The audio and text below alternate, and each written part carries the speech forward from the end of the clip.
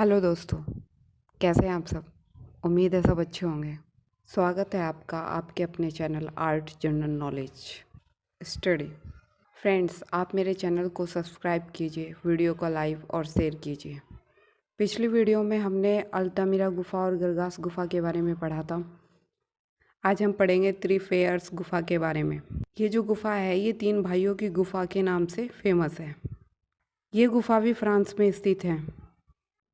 इस गुफा की जो खोज है वो हेनरी बेगवे और उसके 3 पुत्रों ने की थी। इस गुफा में एक अंतरंग कक्ष है जो पवित्र भूमि शेक्योरी के नाम से प्रसिद्ध है। यहाँ के जो चित्र पाए गए हैं, भित्ति चित्र, बाइसन, शक्तिशाली हिरण, अनेक बारहसिंगा, रीछ के सिर, अश्व, बकरे। इस गुफा के प्रवेश द्वार पर 2 सिंह का जो चित्र बना हुआ है वो उन्हें पहरेदार के रूप में दर्शाया गया है। ऐसा लगता है जैसे वो गुफा के रक्षा के लिए दीवार पर चित्रित किए गए हैं। त्रिफेयर्स गुफा में से एक विशाल हाथी का चित्र अंकित है। इस गुफा में जो महत्वपूर्ण चित्र हैं उन्हें सुसज्जित अलंकारिक किया गया है, अच्छी तरीके से चित्रित किया गया है। काफ़ी चित्र ऐसे मिले जो काफ़ी सुसज्जित कर बनाए गए हैं इस गुफा में। इस गुफा में एक स्थान पर जो चित्र मिला है वो काफ़ी फेमस चित्र है। एक स्थान पर जो महिष का मुंड पहने एक मानव चित्रित किया गया है जो नृत्य की मुद्रा में है। यह ओझा है। यहाँ मुंड का जो मतलब निकाला गया है, इसका मतलब ये है कि जो मनुष्य की जो कपाल होती है उसकी जो माला है वो माला को पहना हुआ, मुंड का माला पहना हुआ है। ओझा ओझा ओझा वो माना होता है जो तंत्र मंत्र की जो विद्या होती है उसमें जो इन्वॉल्व होता है। मुंड पहने हुए उस मानव को नृत्य मुद्रा में एक ओझा के रूप में चित्रित किया गया है। उसके हाथ में एक वाद्य है सुशिर वाद्य है जो इस प्रकार का होता है, जो इस तरह से कुछ ऐसे बना होता है। उसमें ध्वनि मुख पर लगाकर उससे जो अलग अलग ध्वनियाँ निकाली जाती है, उस वाद्य यंत्र को उसके हाथ में बनाया हुआ है। ये जो मीनिंग है इसमें वाद्य यंत्र है सुशीर है, इसका बांसुरी भी कह सकते हैं आप इसे। त्रिफेयर्स गुफा का सबसे बड़ा चित्र ओझा का चित्र है जो कि 13 फीट ऊंचा है। गुफा में एक हिरण का चित्र चित्रित किया गया है जिसकी लंबी दाढ़ी चित्रित की गई है। इस गुफा में जो है काले रंग का अधिक प्रयोग किया गया है। ये थे त्रिफेयर्स गुफा के कुछ महत्वपूर्ण बिंदु जिन्हें एग्जाम की दृष्टि से हमें याद रखना बहुत ज़रूरी है। इस गुफा का सबसे महत्वपूर्ण बिंदु ये है, यहाँ से दूसरा बिंदु ये है यहाँ पर। आइए फ्रेंड्स, अब नेक्स्ट गुफा के बारे में देख लेते हैं। अब हम पढ़ेंगे फोंत गुफा के बारे में। यह गुफा फ्रांस की ब्योन घाटी में स्थित है। इस गुफा की लंबाई 100 गज है। इस गुफा में कई छोटी छोटी गैलरियाँ निकली हुई है जो कि सकरा मार्ग से निकलती हैं। फ्रेंड्स, मैंने आपको पहले भी बताया था कि जो लंबाई है ये 100 गज में दी गई है। क्वेश्चन एग्जामिनर है जो क्वेश्चन है वो फिट में भी पूछ सकता है। हमें ये पूछ सकता है कि जो फोंत गुफा है उसकी जो लंबाई है वो कितने फिट है। 4 ऑप्शन हमें दे देता है और हमसे ये पूछ लेता है। अगर हमने गज में पढ़ी हो तो हमें ये कन्फ्यूजन होगा कि इसमें से कितने फिट की है। मैंने आपको ये पहली वीडियो में भी बताया था, मैं इस बार भी आपको ये एक बार फिर से समझा देती हूँ। चलिए आइए देख लेते हैं एक बार। मैंने आपको पहली वीडियो में बताया था कि एक गज में 3 फीट होता है। आपको ये याद रखना है कि एक गज में 3 फीट होता है। अब ये हमें अब क्या करना है, ये हमारे पास इसने 100 दिया है, हम इससे 3 से मल्टीप्लाई कर देंगे। आप सबको मल्टीप्लाई तो आता ही होगा। चलिए कोई नहीं, कर लेते हैं। जब हम 3 को 3 से इसमें ये करेंगे तो इसका मान भी शून्य ही हो जाता है। जब इसका दोबारा से करेंगे फिर शून्य आ जाएगा और हमारा इसका हम 1 बार टेबल करेंगे तो हमारा 3 आ जाएगा। तो ये जो गुफा है इतने फिट है। इसकी जो लंबाई है वो इतनी फीट है, 300 फीट। इस लाइन में जो बताया गया है कि इस गुफा की जो कई छोटी छोटी गैलरियाँ निकली हुई है जो कि एक सकरा मार्ग से निकली हुई है। इस शब्द का मीनिंग है कि जो तंग रास्ता है, मतलब छोटा रास्ता है, बारीक, जिस बहुत हल्का छोटा रास्ता, उसके बारे में उस शब्द के लिए प्रयोग किया गया है। ये तंग तंग मतलब छोटी छोटी गलियाँ, छोटे छोटे मार्ग, उबड़ खाबड़, उस चीज़ के लिए सकरा मार्ग। आई होप आपको समझ आ गया होगा कि मैं क्या कहने की कोशिश कर रही हूँ। चलिए आगे देखते हैं। फोंटागामा गुफा में 200 के आसपास लगभग चित्र पाए गए हैं।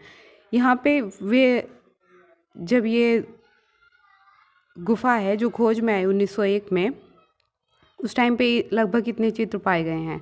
वजह यह है कि इस गुफा में धूप का, प्रकाश का कोई वो नहीं है। ये गुफा अंदर बहुत बारीकी, छोटी छोटी गलियों से होकर गलियारे निकले हुए हैं उसमें, जहाँ वहाँ पे धूप नहीं पहुँच पाती। वातावरण के कारण यहाँ के बहुत से जो चित्र हैं वो नष्ट हो गए हैं, जो प्राप्त नहीं हो पाए किसी प्रकाश के कारण, वहाँ के जो वातावरण है उसके कारण। इस गुफा में जो प्राप्त चित्र है वो महिष, हाथा, गेंडा, असु, भेड़िया, बारहसिंगा। इसमें 22 कक्ष है, उसके ग्रह मतलब ग्रह में एक बैल अंकित है। इस गुफा के जो चित्रों में जो रंगों का प्रयोग किया गया है उसमें लाल, काला, बादामी रंग देखने को मिला है। इस गुफा में जो गेंडे का चित्र मिला है वो उस प्रकार से, उसकी जो ऊपर की स्किन होती है गेंडे की, उसको इस प्रकार से दर्शा गया है। उसके एक एक बाल बारीकी लाइन से निकालने की बहुत अच्छे से प्रयास किया गया है।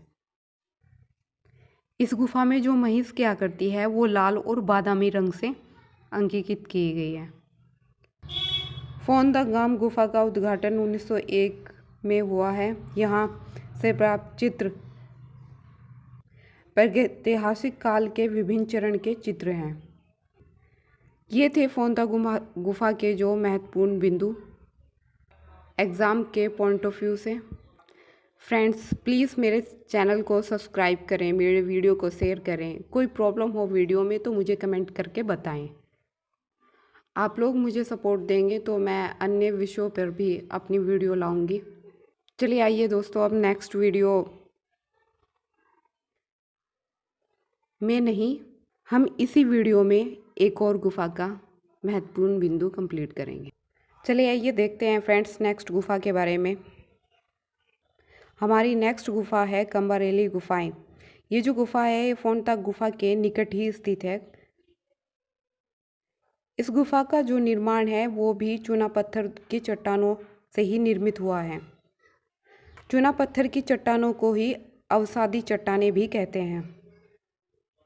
आगरा का किला, दिल्ली का किला, ये किले इसी चूना पत्थर के चट्टानों से निर्मित हैं। ये अवसादी चट्टानें कहलाती हैं। इस गुफा की खासियत ये, विशेषता ये है कि इस गुफा में रंगों का प्रयोग नहीं किया गया है। यहाँ जो चित्र बनाए गए हैं वो चित्र जो बनाए हैं वो रेखाओं द्वारा ही बनाए गए हैं। यहाँ पर किसी तरह का कोई रंग प्राप्त नहीं हुआ है। इस गुफा में रेखांकन बहुत अधिक हुआ है, जिस कारण रेखाओं के जंजाल में से कोई आकृति ढूंढ पाना सहज नहीं है। जैसे कि बताया गया है, यहाँ जो रेखांकन किया गया है वो इतना अधिक है कि किसी आकृति को ढूंढ पाना आसान नहीं है। इस गुफा से प्राप्त चित्रों में हाथी, बकरा, रीछ, सींग, भेड़िया, लोमड़ी, हिरण, असुर, हिरनी, मानवीय आकृतियां हैं। यहाँ का जो असुर का जो चित्र पाया गया है वो कोल्ट नस्ल का है, जिसके वंशज आज भी मंगोलिया तथा विश्व के कुछ चिड़ियाघरों में सुरक्षित हैं।